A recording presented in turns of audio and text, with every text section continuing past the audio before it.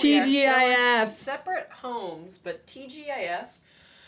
I quit my coffee regiment about 3 weeks ago because I sleep 8 hours a night, and so I don't really need it. And I realized I was just giving myself a rumbling of the tum-tums for no good reason.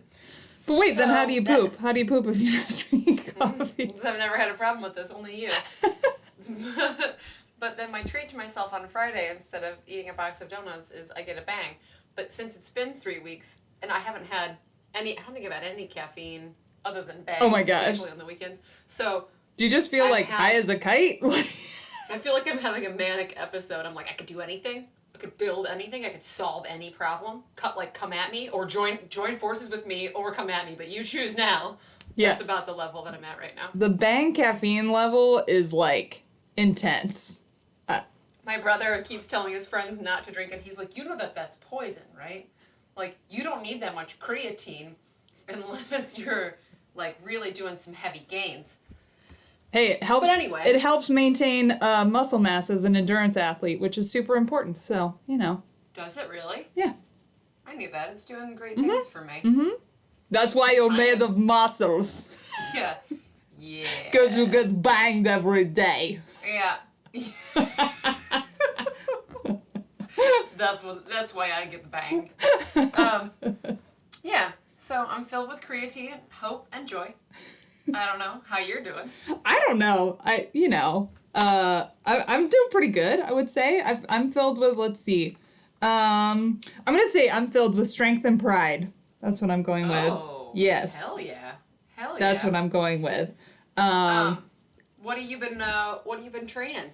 Before we get into other stuff, I have a quick shout out that we need to do first. Yes. We have a new patron, which I will continue to say every time, that we are so grateful for every person that signs up on Patreon to support us, because I'm amazed that anyone ever listens to an episode of this. I'm surprised anybody ever gives two shits about what we're talking about, and the fact that anybody would give us a quarter, let alone anything more than that, astounds me every single time. Every single time. So we wanted to welcome to the Burp Barf team, Taylor Budd. So thank you, Taylor, for becoming a Patreon, and hope you enjoy us, which apparently you do. And thanks for helping us continue to do this longer, for better or worse. So yeah. All right. So now let's go back to the what you getting into. Yeah, what you getting into? What you getting into? What you getting into? Hey girl, what you getting into? That's me. I've been doing a lot of bike riding, kind of an accident. I think because it gives me the same something as running super long distances does, and because my running endurance is I was going to say woefully small right now. I won't say that, though. It's not woefully small. It just is. I didn't run for almost a month because it was ouchy. And now, when after I run 2 miles, my abs and my legs are sore. So I'm trying to take that really slow, because the reason it was ouchy before is because I ran 50 miles for the Quarantine Backyard Ultra, and then a bunch of other heavy stuff on pavement, and just lots and lots of pavement miles, so it didn't feel very good. And so then now you just blasted your bones into oblivion. Yeah. So I'm just taking that part slow, but at the same time, I can get on my bike and... Sorry about the ghost howling. Oh, you can't hear it. So... Oh, great. So I've been on my bike a lot, and it gives me that same feeling of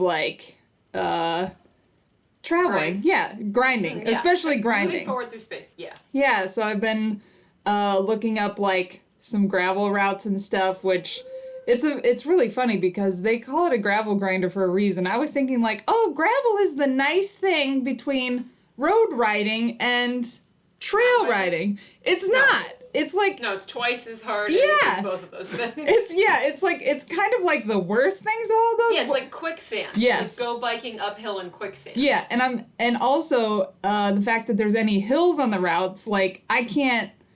I think I've done one gravel grinder in my life and was like, oh, this isn't for me. Yeah, it's hard. And I keep not selling my cyclocross bike, thinking, oh, well, I'll get into gravel grinding, and then I'm like, Oh no, I remember actually what that's like. I mean, your hands hurt from vibrating at the end of the ride from like when you descend gravel. Like you can feel it tingle in your very fingers. Uh-huh. Yeah. The thing that keeps me going is I just keep thinking, and I think it was the Fragile Flowers women adventure race team from last year. Can see their Facebook post that said, all of that training on gravel doing hills paid off. And I just keep thinking about that. I just Okay. I just keep thinking like All right, that's I'll the do thing it. that you need to do because when I haven't, I still say that my day job is not cycling. I'm still like a runner as my day job, but I've done a route in Utica and a route in Centerburg and like each time that I do it, I'm like, yeah, this is just like nationals was. Yeah. Yeah. Just like grindy uphill and I'm like, okay, if I want to not feel panically bad at this. I'm just gonna keep going out and I'm doing it. Yes, I know that physically it's conditioning me, but it's more like immersion therapy where I'm like, don't be scared. You're alone. If you need to just stop, you can stop. Yeah. It's okay. Yeah, there's no urgency. Yeah, which is We didn't really have much urgency at Adventure Race Nationals, though. If you No. want to be real about it. Yeah, I mean, but that was still spent like the the better hardest part I of the could day. go. I mean, that was like Yeah. yeah. We spent the better part of the day just climbing the final climb. It was Yeah. so steep and so gravelly and like dusty that we would just stop and stare at it and hold our bikes and like eat Swedish fish and just be like, how Yeah. can we keep going up? Yeah. Oh God. So I'm working on that. So I do have that in my head to be like, and it is nice because I feel like that's how I kind of fell in love with long distance running too, was just being able to take out that panicky factor, to just be like, you know what, you can just like stop and take a break and eventually it won't feel so bad, or it at least won't make you feel so bad about it. Yeah. Yeah. No, that's true. That's true. I feel like I never got that kind of like lax, you're going to be okay vibes from either trail running or biking in any way. I feel like people were like, we're racing, are you coming? And I'm like, like my friends just went from 0 to 100 in every discipline that I participate in, where they were just like, oh, we discovered this new discipline and now you've got to learn how to do it and we're racing next weekend, so be ready. And I'm just like, yeah, when I met you, you had already been training for like a year. Yeah. And I had been running 3 to 6 miles at a time. So every entry point to all the sports I've done have just been like, we're running to the starting line, are you coming?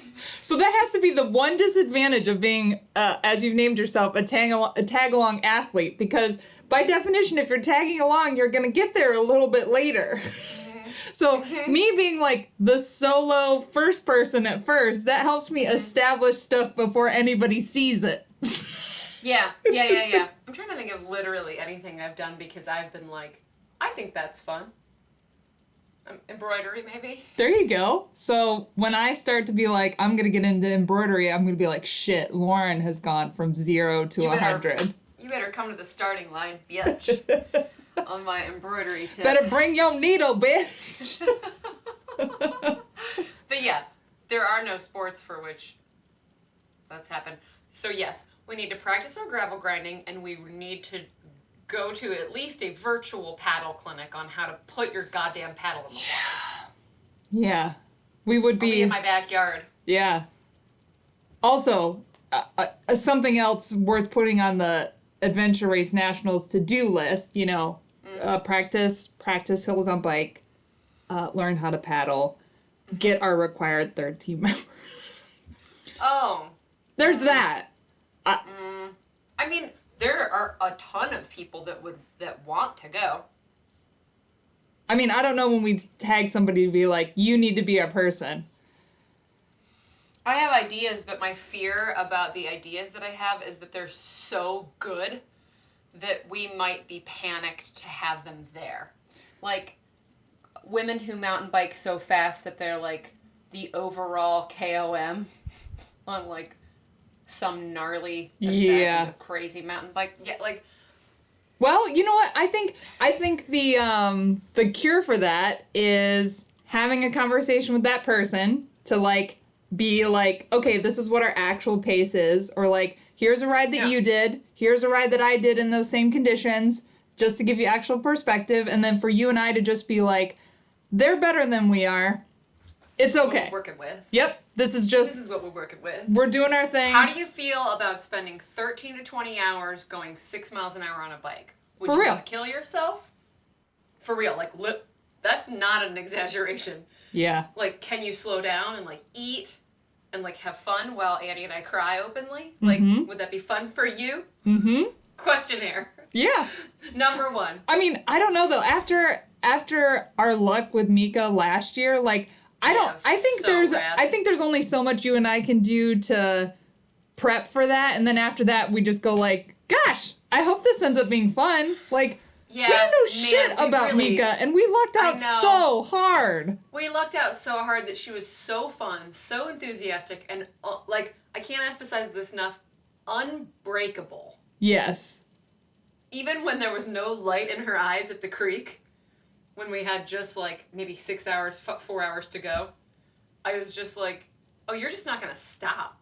You're just not, like, she was just like, blink, blink, can you put water in my bag? But it wasn't. And then like, when she was later like, yeah, when I kind of wigged out and you had to fill my water, it was like, that. Wigged out? You just stared at me and said, can you fill my water? Yeah. I don't remember you having a meltdown of any kind. I was like, I pooped in a ditch and then laid down near that poop. That's a true story. At that place where we descended the wrong way. Yeah. And we sat at that checkpoint for a while thinking about what our next move was going to be. I definitely, you were like, take your time. We can nap if we need to. I definitely took a poop and then laid down in the ditch near the poop and slept. Yeah. For like a minute and 35 seconds. Yeah. That's great. Dark times. So yeah, we should source our third teammate, or at least like, mostly because, well, and I should say, I'm just going to keep starting and stopping statements, sorry. I think one of the advantages of nationals this year versus last year, and granted, we don't know what the course will actually be like, but the setting for nationals this year is like single track boating heaven. Like, it's beautiful. So it's this national forest up in Wisconsin. I can't remember the name off the top of my head. It's like Sheboygan National Forest. Yeah. Wananahini. Yeah. Shanananana. But I think it could be it is enough of a setting that it would be like, hey, even if I'm 3 times faster than Annie and Lauren, this is a beautiful place to have an opportunity to be traveling through. So I'm going to add that to the brochure of, would you like to be our teammate? Mm-hmm. Why you want to come with us? Yeah. Our female teammate. And I should specify, too, just in case, listeners are like, oh, that could be me. We're looking for a third female teammate. So, dudes, take that draft of the email that you just wrote. Go ahead and delete it. We would love for you to join us on another year that we're much faster because the co-ed division is not possible for us. I mean, we know people twice as fast as us who got 11th in co-ed. It is the premier division, which I also don't take that lightly because I think it's the coolest and kind of unique thing. One of the unique things about adventure racing is that the co-ed division is the premier division. Like the all-men's team, amazing. Like the all-men's teams sometimes are faster, and people are like, yeah, men, good job, men, but they're like, all right, the co-ed division. Yeah. Yep. Which is awesome. I really like that too. There are no sports I can think of that are like that. Yeah. Well, I've got a boat now. Thanks, Landon Proctor. So I can practice. That's good. This summer. I can practice my boating. Do you feel like you can paddle yet? I mean, I do remember like 2 things that someone said last summer. I still feel inefficient, but I'm doing the motion that I was instructed to do. That's good. Yeah. My boat is her name is the SS Sylvia. Good. If you're looking to know, she's gonna have a little airbrush on her and a little flower maybe. A flower. It's good. No, not a flower. Maybe like a skull. How about that? All right. Yeah. Just like not a skull, just like a bone. Just like a single femur. Yeah. Something really abstract. Yeah. I feel like it's hard to know if you paddle well until other people are around or paddling near you. Because and you're like, Holy shit. What are you, Boy Scouts? Because even after no sleep, because I think we were never, like, in a pack paddling with people, I still think I thought, like, oh, yeah, we can paddle, okay. just maybe we're not, like, super efficient at it. And then going to nationals and being right next to people as they just, They're like, just flying by like 30 miles and they're at an the hour. same paddling cadence and just kind of being like, oh, nope, one of these things is Nope. not like the other, and it's us. Mika was just getting bonked in the head with our paddles. She were like, stop paddling, just two of us are gonna paddle. And Yeah. we'd be like, and then we'd sing like Twinkle Twinkle Little Star so we could be on cadence. But yeah, no, we were just screaming, laughing. We were soaked and just hitting each other with paddles. We were a mess. It just occurred to me again, and we had not planned about like our third teammate search, but now that we're talking about it, I'm like, oh, poop. Yeah, it's less than 3 months away. Well, I don't know. I mean, Mika doesn't live anywhere near us. It could be, I mean, we have a huge network of barfers. It could be anyone from anywhere. I know, but what if availability is an issue? It's like the second weekend in September. It's in Wisconsin. It's in Wisconsin. That's like 13 hours away. It's not just like, all right. I love your confidence. Not scared. I'm totally confident that we will find someone. Did you fill out your survey for the Rootstock Racing prize list? I did. Did you see that one of the prizes is $300 scholarship for an all-female team to go to nationals? I did. Sending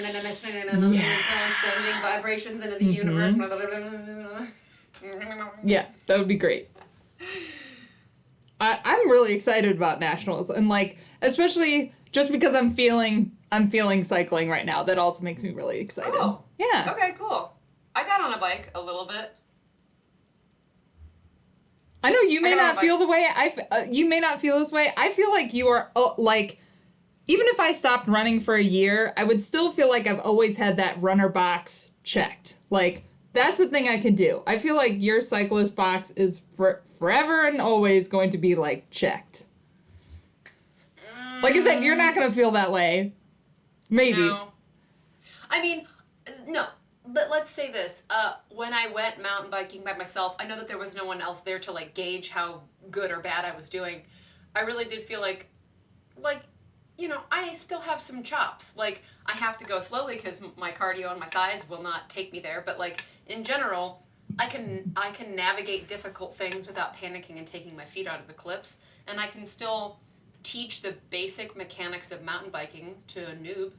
Yeah. So I feel like the teaching is in my pocket. I don't feel like it's just, I came from such high stakes racing. Yeah. So I just feel like I am a lowly plebe at this point in my life, because if I tried to race any discipline, I would get murdered. So, but I can ride a bike. Yeah, you can ride a bike. Yeah.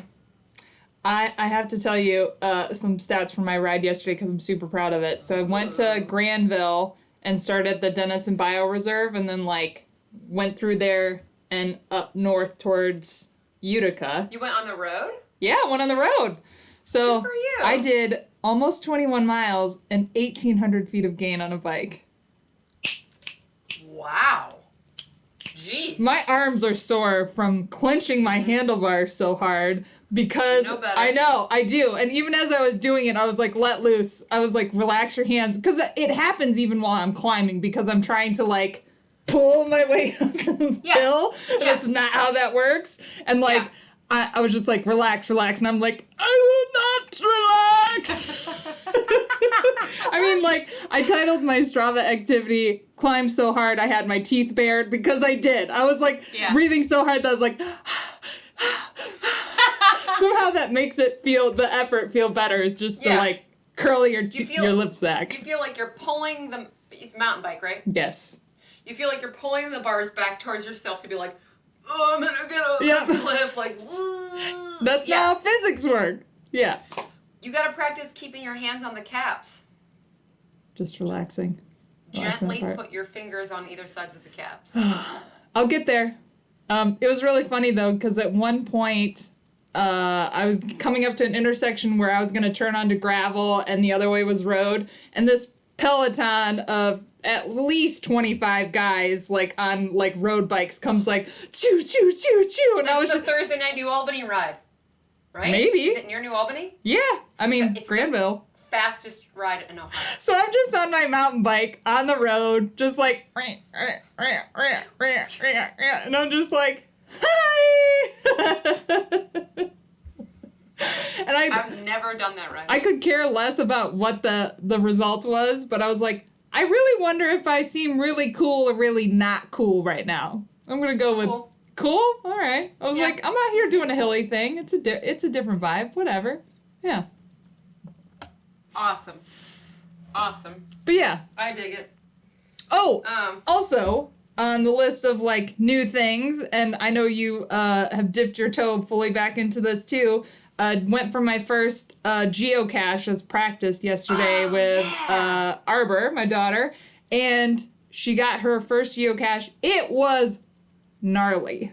So first we went for one that was on the bridge near our house that's close and could not find it. Like, and it's a micro, and I actually, somebody even, and you can choose to look at it or not, but I was like, I'm going to look at it. So I looked at a picture of the geocache itself, still could not find it. So I had to give up on that one and went for the second one that was kind of in the general vicinity of our house. And it was in the woods, like by the river. Sweet. And the highway. Like so Arbor was on her bike. So I carried her bike as we're bushwhacking through the woods. And I mean, it's bushwhacking. Like, sweet. It's flood, like all the debris from like flooding and stuff is there. Everything's overgrown. Mosquitoes everywhere, like mud. Like, I mean, it was intense. And I told Arbor, I was like, I go, honey, we can literally stop whenever you want. I said, because just to frame this is pretty miserable. Like, this is like, it was just so muggy and gross. And it was significant. It made me think of like nitrogen and spots where nitrogen was really gross. The only benefit being there wasn't so many briars, but that same like muggy mosquitoes. It's oppressive. Just, oh God, it makes so you bad. feel like giving up. Yeah, it's so just bad. Like one too many factors. Yep. Yeah. But we got to the geocache, got right on the little log, and Arbor like didn't complain like at all. But there was times where I thought we had to double back twice, I think, because the brush was too thick to get through, because it's just everything's so lush right now. There's much easier geocaches than that out there. I know. So that sounds like a juicy one. But I was happy for the practice, because thinking about doing my lockdown adventure race attempt next weekend, I'm just thinking I need to get the hang of like what the difficulty level is, because it's everything, right? Like, it could be anything from like, oh, it's stuck on the underside of this mailbox, and then it can also be like, it's on a bridge that you go over nearly every single day, and even when you look for it, you can't find it. I would say the ones in the parks that you would probably run at, 80% of them are totally findable, and 20% of them are almost impossible. That's good to know. Mohican, you should look at the map at Mohican, because someone has done there's mystery cache and regular cache, and mystery cache is where you have to solve the puzzle in order to get the coordinates of where the thing is. So it'll be a question mark instead of a regular treasure box. Cool. Someone has placed hundreds of mystery caches at Mohican, and because it doesn't matter exactly where you put them on the map because they're a mystery, they've put them in these giant, like a square with a smiley face in it with like hundreds of them. That's so remarkable. When you see it looks like, who's the techno marshmallow head guy? I'm such an old lady. Oh, Mouse? Mouse? No, that's Dead Mouse. Anyway, it looks like an old fashioned hacker hacked into the geocache website and was like, because it's like in all these patterns, and there's a whole section of Mohican Forest that says GGG, and it's over the course of like 5 miles, and they're all mystery caches. That's so cool. I know, I lost my mind, and my husband was like, cool, and I was like, hundreds of mystery caches in the shapes of smiley faces, and he was like, I don't know what you mean at all. Also, just as a planner, I admire so much how much dedication and time it takes to neurotically do that. Another thing that I thought was really sweet is on the geocache app, I put on the first one that we went for, I said DNF. I said this was the first one I've ever done. I assumed that I probably would not find it. And within probably 10 minutes, the person who placed the geocache was like, "Don't be discouraged. Like, this is a really hard one to find. Please keep geocaching." Oh. Like, just, Wow. yeah, really nice. Really nice. So, like, the community aspect seems really cute. I don't know if I've already said this in the podcast, and if I have, I'm sorry, but I have to talk about it because geocaching is like, orienteering's like your bag. It's like, you're really, really freaking good at it, and I sometimes follow you and have occasional skills to offer. But like, I feel like geocaching, because I used to do it years ago Yeah. when I was a traditional social worker, I do it on my breaks. To me, knowing that geocaches exist changes my perception of reality, and here's how. Please, elaborate. It adds this it adds this transparency layer over your existing perception of the world that says, here's a thing that you know about. There's some woods over here, there's a phone pole over here, and then it says, there are treasures literally everywhere around you. Everywhere. See that phone pole? There's something hiding in it. There's a little note with some little Legos in it. And to me, like, when I was a kid, I always used to dig in places to, like, look for treasure. And I dug up underneath the pine tree in my parents' front yard and found, like, a He-Man and, like, a bunch of other, like, kid stuff that another kid had buried. And I was like, this proves it. This proves there's treasure everywhere. And so geocaching has just, like, solidified that notion in me that just, like, the world as you see it is not exactly all there is to see. Like, there could be a famous painter across the street from you painting the most beautiful paintings inside their house. And in the same way that could be possible, there is also treasure everywhere. It's like a magical overlay of the world. It's like in Google Maps, You can have, like, standard view, satellite view, magic layer view. I totally get that. Magic view. Magic view. That should be a thing. Yeah. I love it. So yeah, geocaching, biking, thinking about nationals coming up. In other news regarding training and running and all that other goodies. Yeah. I have my final virtual race coming up. No, really? I know. Well, I mean, I have Givrat. I have my run across Tennessee. I'm not even halfway yet. Oh my God. And I feel like I've really been chipping away at it. In 2 days, I'm at day 90 of my no days off run. Whoa. So that has not been hard. I'm sure it will be at some point. But for the first 90 days, that has just been fun. My experience from people doing streaks, it's not so much an issue of like, determination. It's been an issue of like, oh shit, I forgot to run yesterday. So just, pay attention. Don't take your eye off the ball. Yeah. I am familiar with that. But I work from home, so the only thing I'm waiting for all day is to be able to go run. So it would be impossible for me to forget, because it's like a dog in a cage who's like, and as soon as it opens, I'm like, yeah, I won't forget. So yes, my final virtual race, which will be taking place of Mohican 50 this year, is the Aravipa Hypnosis 54K night run. That's right. I might chug 4 bangs. I might take MDMA. Nobody knows. I would, there's few things I advise against pretty much ever. I would advise ensuring you don't do both of those things. I would not. Oh, I promise I won't I would do not that. get banged 4 times on MDMA. Unless you gon' do it. You just don't know. Yeah, you just don't know what damage that might do to your body. So I'm looking forward to that. It's going to be weird. I think my husband's going to crew it. Oh. Also Which would be good. cool.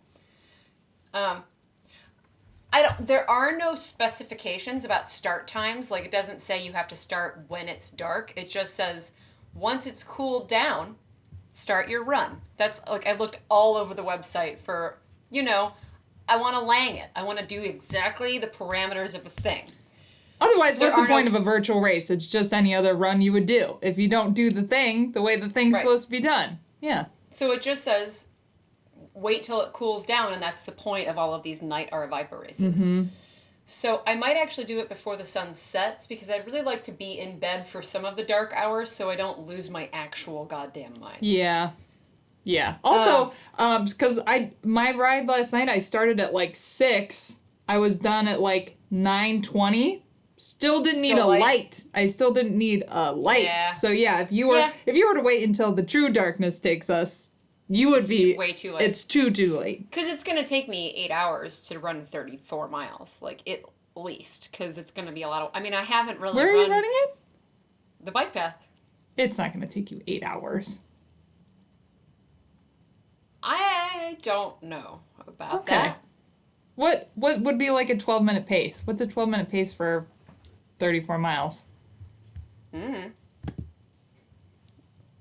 don't do math. I refuse to do math on this podcast. So I think our Huff 536 was a 10-minute 12 pace, right? Something like that. So let's say that it's... So this is like 32 miles-ish. So let's say it adds an extra 90 minutes. Then that would be... Yeah, that would be 8 hours, which is not 8 hours. So 12-minute pace would be 6.5-ish hours. See, there you go. But I'm not going to run a 12-minute pace. On the road, you might. Really... Woof. I'm not saying this is like, you should push for that. I'm just saying, I think you're like hangout speed. I guess I don't know. We'll see. We'll see. Yeah. We'll see. But anyway, it's a dope shirt. It's baby blue. Baby blue? It's so pretty. Do you have it within arm's reach? Now it's in the next room. Oh, you're the worst. I know. I know. Sorry. I want to... Well, I can't show it to you until I've earned it anyway. It's very deeply secretive. Okay. And the metal is way cooler than I thought it would be, because it looks like they're felt on the website, but when you get them, they are Is it glitter wood? Hard composite. It's glitter composite. So this is why I want to see the Aravaipa night, what's the series called? The Insomniac series. I want to see all that swag in person, because it does not translate on the internet. It does not translate via social media. It doesn't. It looks like it is cheap. Glitter foam, like when you would get it for like crafting, which I know not to be the case, because their Limitless swag is beautiful. Their Across the Year stuff was beautiful. Like, they just make quality stuff. So you're like, I know I'm missing something, but I need to hold it. I need to smell it. I need to rub it on my face. Yeah, I'll let you do that. Okay. It's totally worth it. I mean, there's going to be a bunch of them. I might sign up for some more of them just to have more things to do. They are beefy mileage, though, so we'll see. Yeah. But yeah, I mean, like, I know that things are going to start opening up again, but, like, I don't know about racing. Yeah. I'm not sure. Yeah. They moved Mohican to Halloween weekend. It's my wedding anniversary, y'all, so I might not be allowed to do that. And also, I'm not exactly sure that I want to give my money to that institution anymore. Yeah. Which is rough. I hear you on that one. It's rough because it's so dear to my heart. Like, it's a miracle I don't have a Mohican tattoo. Like, Mohican has been everything for me. Yeah, my Mohican is to me as Great Seal is to you. Yeah, totally. Mm-hmm. I get that. It's very dear to me. One of the things we're working on. Oh, I've just been running as hard as I can. Still doing the idiot's method. Good. Yeah, getting pukey in my neighborhood on 85-degree days for fun. Just for fun. It's because I love the feeling of, like, sweat burning through my eyes and my ears going wah, wah, wah, wah. And I want to come home, and I like to make my protein milkshake. Mm-hmm. Like banana, flaxseed, chia seed, spinach. I almost said spaghetti. Yeah. Little bit of spagooter. Yep. And a bunch of ice. And then I like to get in a freezing cold shower and chug a cold milkshake. Like, there's just... Yeah, it sounds very refreshing. Nothing better. I love a spaghetti smoothie. Yeah, right? Ooh. A little bit extra carbohydrates. That's funny. We were watching some TV show, and as a joke that was like the guy was making dinner for the woman, and it was like plain spaghetti, and they were both poking fun at how bad that was. And literally that day I had gone for a big bike ride and came home, and Andy had made plain spaghetti to just put on whatever you want, and I was like, I was like, this is messed up because I was like, plain spaghetti is exactly what I wanted. Like, I put like olive oil and salt on there with some cut up tomatoes and just like, Ooh. Ooh. I mean, you aren't for pasta anyways, but I was like, yeah, the dinner that was made in this TV show literally as a joke is exactly the thing I wanted to smash. So if you want spaghetti in your smoothie, girl, you do it. I'll just put it right in there. Pasta's growing on me. It's growing at me. Oh, can I name one more thing to just like put a bug in your ear?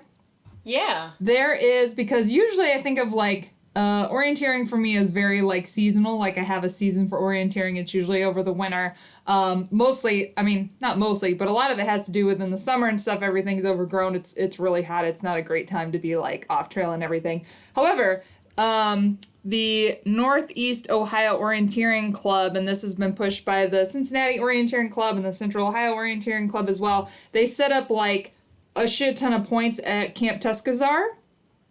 Which is, and it's so essentially you can go out and the goal is to get as many control points as you can, as many CPs as you can. I forget if there's a time window or if it's just like as long as you can go, but it's like a private property, so it's not like park rules. But it is one of those things that's in that nice area of being competitive while still going on while everybody's, observing healthy practices. So I think I would like to make a go at getting as many CPs as I could at Camp Tuscazar, and it's almost like a FKT board. So, depending on how things are going for you and I in like a couple weeks, maybe we'll make like a field trip. So I just, we'll see. It sounds really fun. Yeah. Yeah. And I love a thing that I can be competitive at without anybody actually seeing me, because if we go out and we botch the whole thing, then we can just hide in anonymity. Never did it. No. Bye. Yeah. Give me a blizzard. Never mind. But, yeah. Any other thoughts before we sign off for today? No, ma'am. Just grinding away. Just getting it. Just want to put out that we love you all. I just feel like we love you so much. Just feel like grateful, like squishies, and just thinking about like hugs and people and well, I'm always thinking about hugs and people. Yeah. Oh. Yeah. I feel warm, squishy, and I want to hug people. Yeah. I'm hugging all of you right now. We'll get there eventually. For now, an air hug. And until next time. We are Barf, Barf Barf.